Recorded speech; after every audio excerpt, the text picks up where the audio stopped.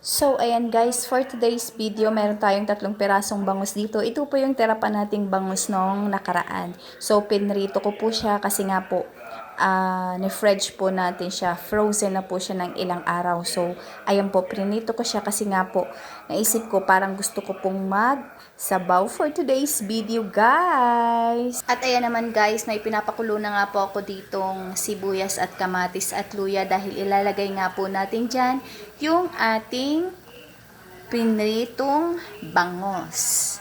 At syempre pa, hindi mawawala yung ating everyday's gulay guys. Alam nyo na. So pagsasabayin na lang po natin yung ating sitaw at saka yung ating kangkong guys. Pagsabayin na lang natin siya dahil nga po, para sabay-sabay na din po siyang maluto, di po ba?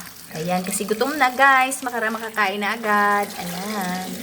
At dahil nga kanina ko pa po pinapakuluan yan, so pwede na po nating ilagay yung ating isda. Ayan, pwede na po nating ilagay yung ating isda.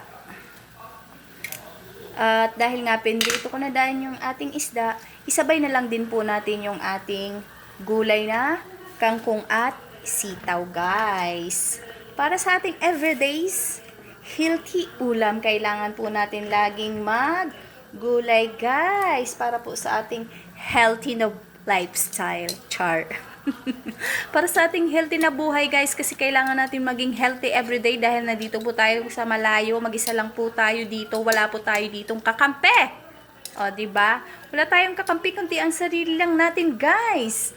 So nilagyan ko na nga po yan kanina ng asin bechin po, kaya hindi niyo na po nakita na naglagay ako ng asin bechin, di ba po? Tapos mamaya-maya po pag medyo lutong-luto na yung ating kangkong. Ayan, nakalimutan ko. Dapat pala hindi ko na pinagsabay kasi matagal po maluto yung kangkong. Gusto ko nga po kasi sa kangkong, diba, yung pong medyo durug na, luray-luray na. Yung po ang gusto kong luto. Nakalimutan ko, dapat di ko na palang sinabay yung ating sitaw dahil madali lang naman po siyang maluto, di po ba? So, mamaya-maya, lagyan na nga po natin siya ng pampaasim after po maluto yung ating kangkong. At ayan na nga guys, ayan, luto na ang ating isda. O, diba? So, pwede na po tayong kumain guys for today's video. Kumain na tayo dahil gutom na nga po ako. Ayan, ang sarap-sarap na naman ang ulam natin for today's video. So, tikman nga natin.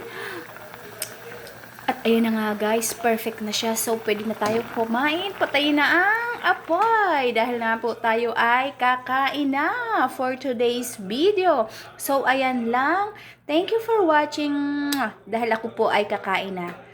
Thank you. Bye. Kain na na.